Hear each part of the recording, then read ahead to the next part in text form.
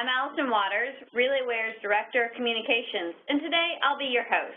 With me, I have RelayWare Chief Marketing Officer, Jim Summers, and our Director of Pre-Sales, Simon Taylor. So let me give you a brief overview of RelayWare very quickly. Our mission is extremely simple. We improve your channel performance and accelerate revenue growth through your indirect partner network. And here's the kicker. We do this without any increase to program costs. We provide 4 role-based applications, which we call partner packs. These are built around RelayWare's years of best practices and best processes amassed from working with hundreds of channel pros. Our partner packs run on a common platform, the Partner Cloud, which integrates with all the major CRM providers to provide you with full pipeline visibility. So now that I've told you a little bit about RelayWare, today we want to give you some highlights from Simon Taylor's very popular workshops that he conducts for our customers. We can't cover everything, but Jim and Simon will share their expert knowledge on channel partner engagement at a high level. They'll go over why partner engagement is even more important today, what's different about partner engagement today than in the past, what are the key moments that make a difference in channel engagement, partner engagement best practices, and measuring your success. So with that, let's just dive right in. First up, Jim and Simon, let's just start with the basics. Can you tell us why engaging with channel partners is so critical to success? Yeah, sure, I'll start. This is Jim Summers, Chief Marketing Officer here, and thank you for having me, and pleasure to be talking to all of you about partner engagement. You know, when you look at sort of one particular data point, which is the number of downloads we see on our website across different topics of content, channel engagement is clearly one of the hottest topics we've seen in our visitor traffic. And it's written quite extensively, not just by us, of course, but others like Forrester and SiriusDecisions and other analyst firms. Looking here at the topic of channel partner engagement, one report from Tim Harmon at Forrester on boosting channel engagement, which he published in January this year, said that it's flagging. Partner portal utilization in the tech industry hovers abysmally in the low teens. So when you look at engagement just through the lens of just the partner portal, it's certainly flagging from his vantage point. In a similar way, SiriusDecisions in their research says that program adoption by partners averages in the 40% range and can be as low as 20%. So something's certainly going on around engagement, and these numbers really indicate that there's something going on here that we're going to talk about. So going to the next point here, why also you should care. You know, this is anonymized data from one of our customers looking at the traffic to their portal, and you can see at the last day of the month and the last day of quarter, there are these huge spikes. It actually can be even more pronounced with other customers of ours where it's almost dead up until the last day of the month or the quarter. Which really indicates that a lot of partners are going and downloading and putting their deals in and registering those at the end of the quarter or the month. And engagement, aside from that moment in time, is very low, which is certainly not a good thing. But why do we really need to care about engagement? You know, engagement is a forward indicator to revenue. When you look at partner engagement, partners that are more engaged are more likely to be loyal to you versus your competitors, and likely to be driving a higher level of activity and productivity with their customers and your customers, of course, and ultimately generating more revenue for both you and for them. So engagement is incredibly important. If you get the engagement right, it is a forward-looking indicator to driving your business forward and turning your channel into a revenue engine. Thank you. So that's why partner engagement is important. But there are a number of trends that affect the way vendors engage with their channel partners. For example, we know that SiriusDecisions research reveals that partner reps manage 1 or 2 key relationships and up to 6 minor partnerships that are each vying for greater mind share. So can you talk to us more about this new world order that's affecting these trends? Yeah, I mean, absolutely. I mean, I give a big old amen to what you just said that SiriusDecisions said. In fact, when we did some research last year, some partner benchmarking, and we actually went out and did some research directly with the partners themselves, what we found is that, yeah, they're overwhelmed with the number of vendors that they need to manage. And in fact, here, 1/3 of partners, more than that, reported they manage between 6 and 15 partners overall. And clearly, half manage even more than that. So I'm sorry, manage vendors, not partners.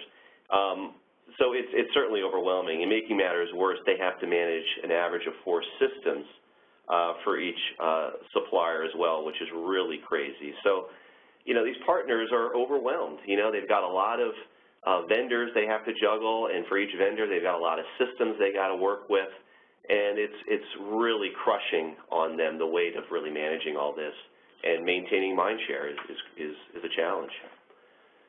But, you know, just to build on that, partners we're finding are increasingly more mobile. You know, they're not tethered to their desk and their desktop computer as much anymore. They're out there in the field and meeting with customers as well. So you can see, again, through our research that they're looking for more mobile solutions. So that makes the engaging and even more challenging because they're out and about and they're doing things, and again, they're meeting with a lot of different customers. You know, we asked the question a little bit more, what are you using, what do you want to use mobile for?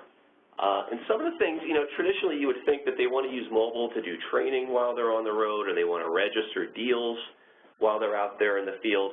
And what we found was a little interesting here is that pricing and support are the most compelling apps to provide partners on mobile devices.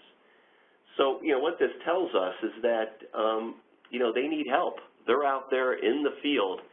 So to engage with them, they want to be able to engage in a way that you're there in helping them when they need it, by helping them, you know, pull down the pricing information or have that technical support that they need while they're out there in the field. And things like MDF and deal registration are a little bit further down. So I think the new world order in a lot of ways is really about, it's not necessarily the quantity of pushing messages and trying to engage with them through traditional emails and those types of things. You know, what they say is that significant quantity of interactions is less important. What's really important is having short response time and having good technical support. And that's what's really going to drive loyalty. And as we said earlier, good engagement is going to drive loyalty. So being there for your partners is very critical, and engaging them in that way is important. So Simon, you're out there day in and day out with our customers. Do you have any additional thoughts on changes to partner engagement in today's environment?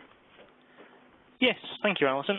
What I've noticed is that sort of 3 or 4 years ago, only a limited number of vendor partner programs contained, say, 2 or more of the traditional partner engagement initiatives, such as things like incentives, reward, MDF programs, rebates, training certification programs, or even partner tiering. But what I've seen over the last 3 years that is becoming more and more common is that more of the vendor partner programs, even newer, less mature channel programs, or even ones from emerging vendors, are actually including 3, 4, 5, if not all of these. In fact, I saw a startup business only a few months ago with a heavy channel focus, which is less than 1 year old, which actually had all of the common standard engagement programs up, running and working. Historically, it's only been the more mature organizations that had a lot of these programs, such as MDF and co-op and rebates, etc., whereas now it's pretty much every vendor. That's super interesting. Now that we've talked about why, can you all share with us a little bit of the how? What are the best practices for methodically implementing a partner engagement strategy? Yeah, sure. Thank you, Alison. Partner portals are still key, and they should be considered to be the central hub in the wheel of all interactions with the partner. But what has changed is that if a partner feels like they're not getting the right information, or they're getting too much canned content, or the information they are getting just doesn't address their particular needs, they'll quickly start to ignore it. It needs to be fresh, it needs to be relevant, but most importantly, it needs to be personalized for each partner, depending on their geography, their language, their partner status, their industry, and so forth.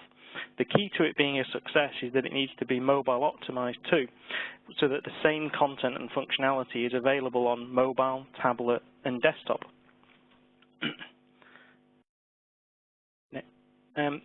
There's no happier moment than the day the partner agreement is signed, right? To use Gartner's parlance, it's the time of inflated expectations. So if you're not too careful with your partners, they can quickly fall into a trough of disillusionment and easily be relegated to the bad side of the 80-20 rule. To avoid that, it's important to onboard your partners quickly and effectively and capture their attention early. The most crucial time is actually during the first 30 days the partner's onboarded. It does apply later through the 60 and 90 days that follow, but during that first 30 days is really where you must capture their attention.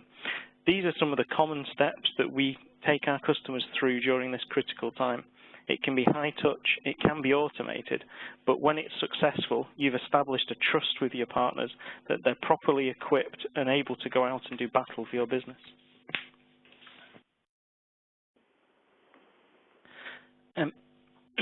And remember, engagement drives revenue.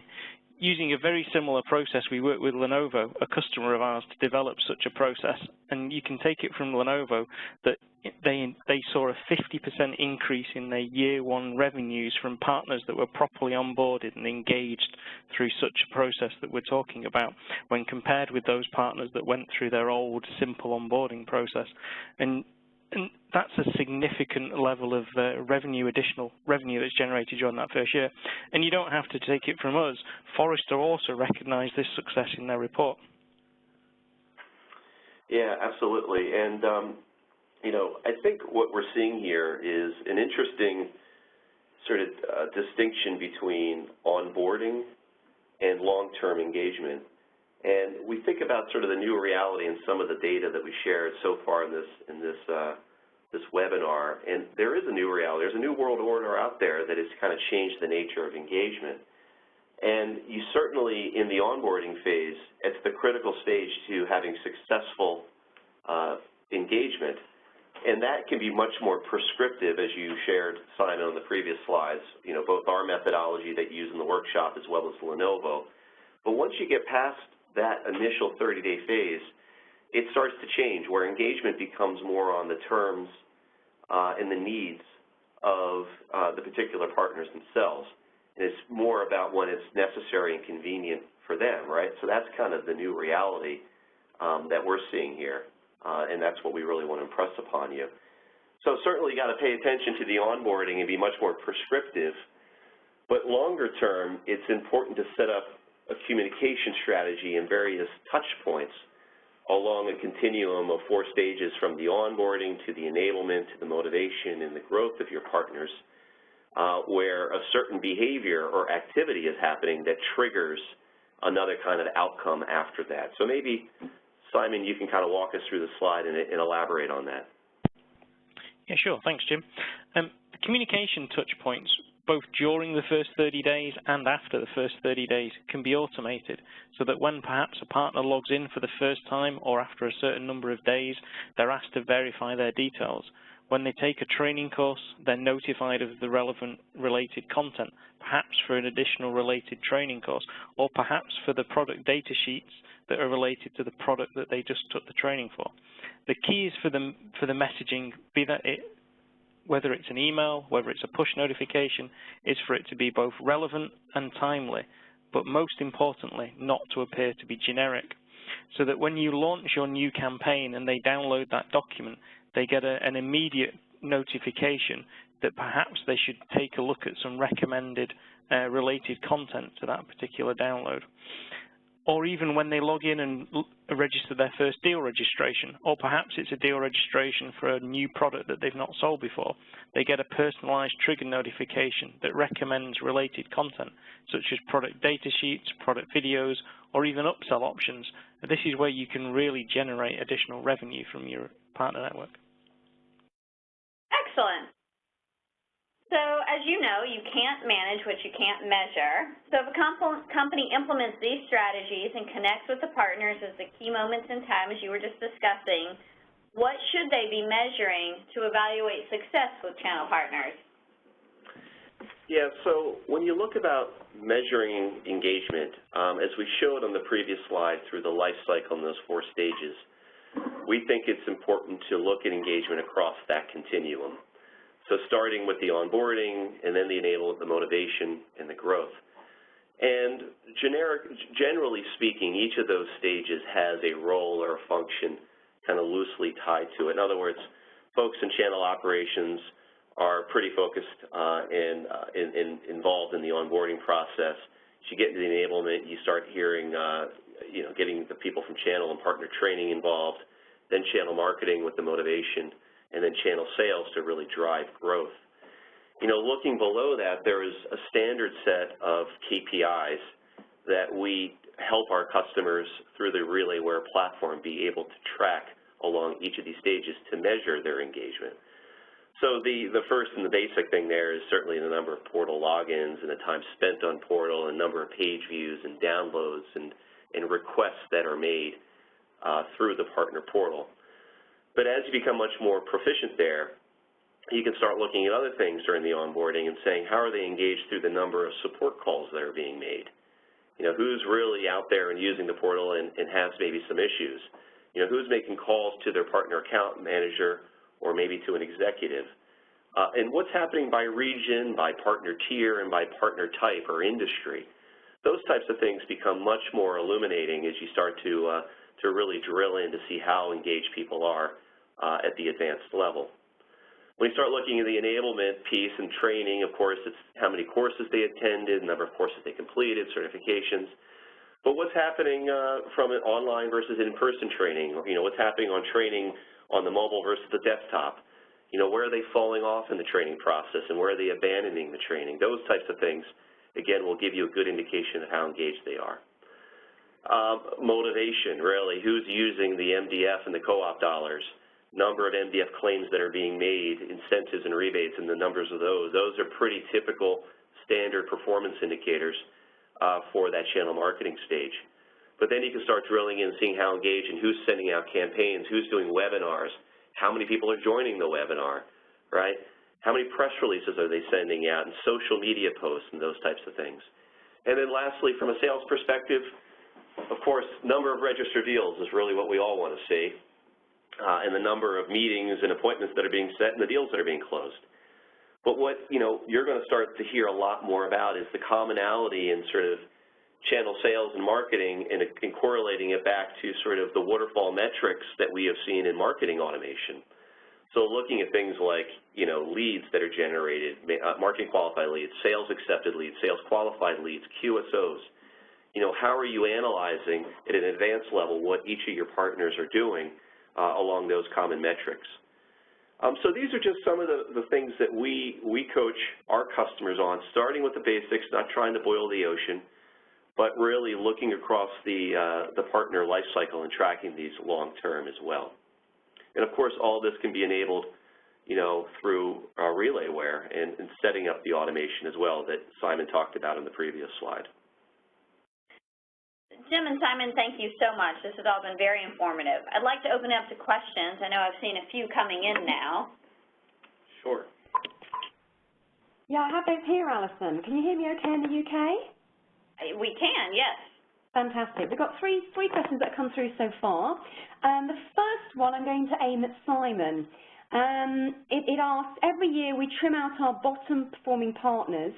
As we look at partner engagement strategies, should I be focusing my efforts on partner engagement to help those bottom laggards, or should I continue to work on engaging the top performers? Thanks, Karen.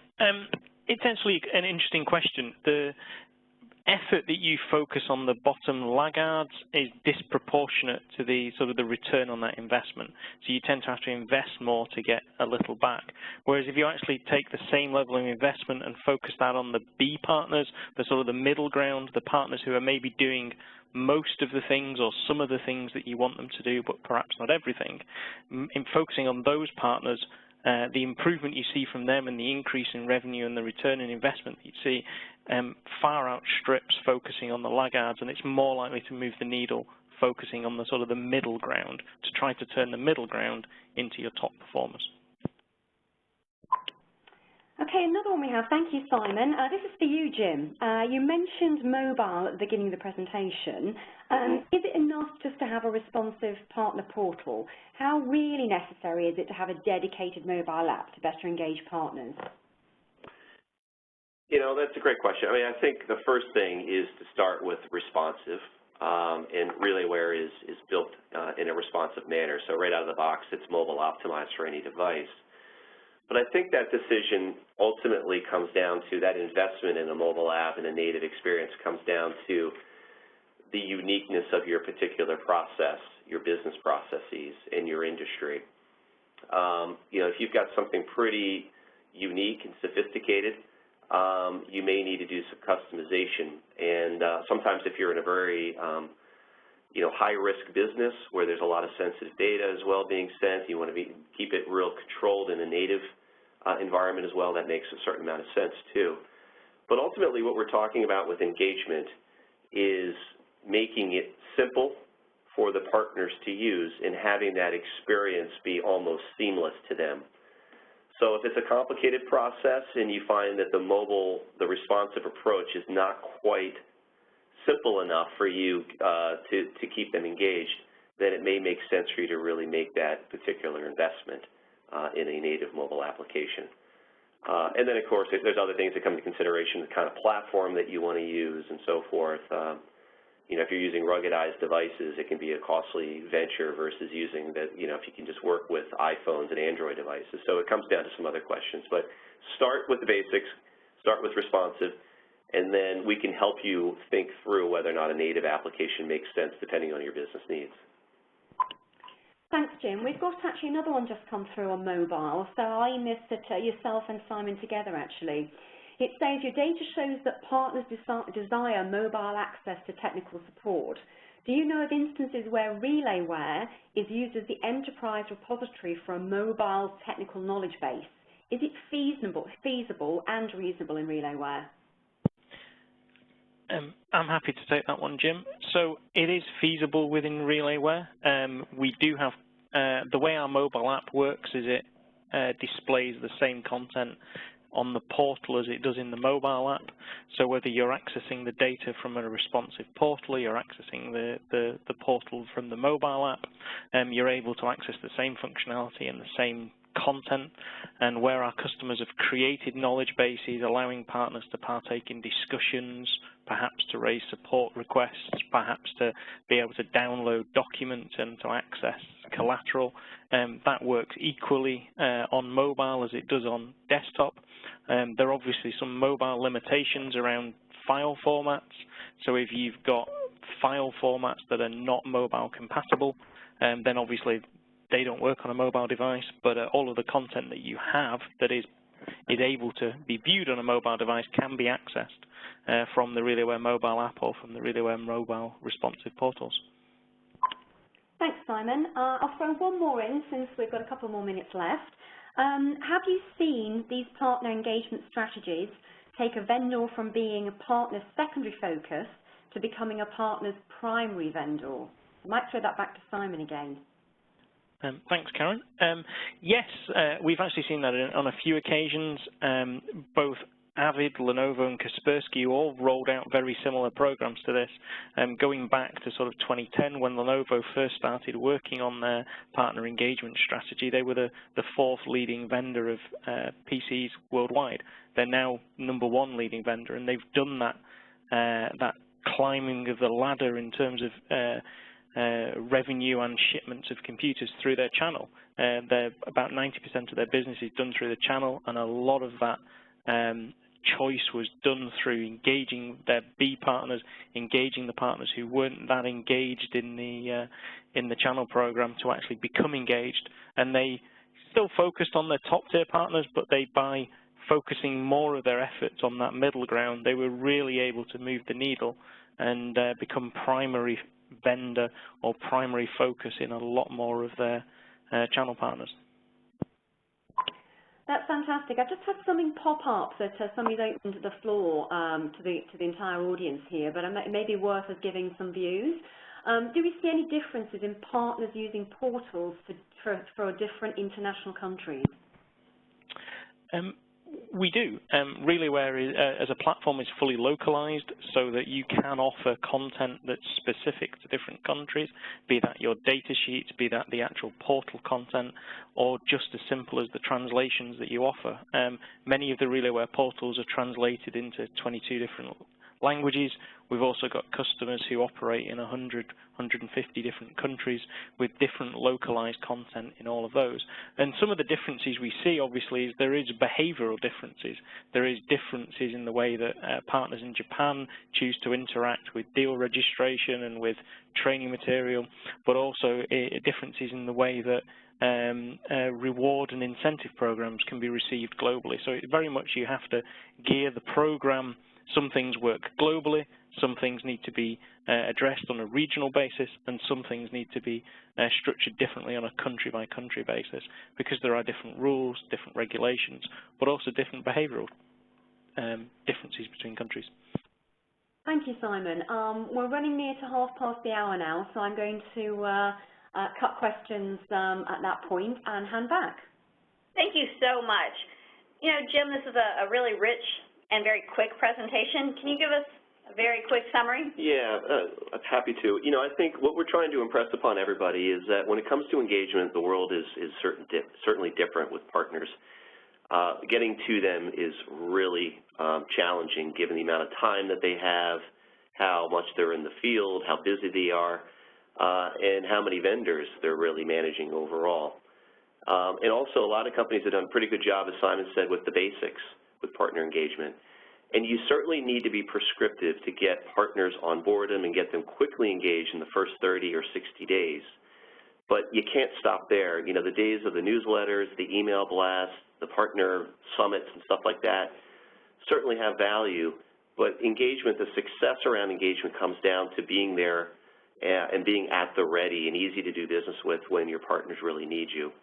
So we encourage everybody to really think about the moments of truth, per se, along that partner journey, and being there in a way that you have automation built into your partner systems and processes so that when they're acting and behaving, you're responsive in real time and making them successful. And RelayWare, of course, is here to do that with our automation technology to set up with our business rules that kind of model for you. And at the end of the day, you won't really know what the impact is until you look at the numbers and see how you're driving revenue, and that's really the name of the game. Thanks again. So our intention was to keep this at 30 minutes. There's a lot more behind this presentation. We do have a companion white paper. If you'd like a copy of this presentation or the white paper, feel free to email us at marketing@relayware.com. For anyone who's looking for more information on RelayWare or best practices in general, please do visit our website. You'll find our library of resources. You can also request a demo to see our solutions to help you improve your channel performance and accelerate your revenue growth. Thank you very much. Have a wonderful day. Thank you.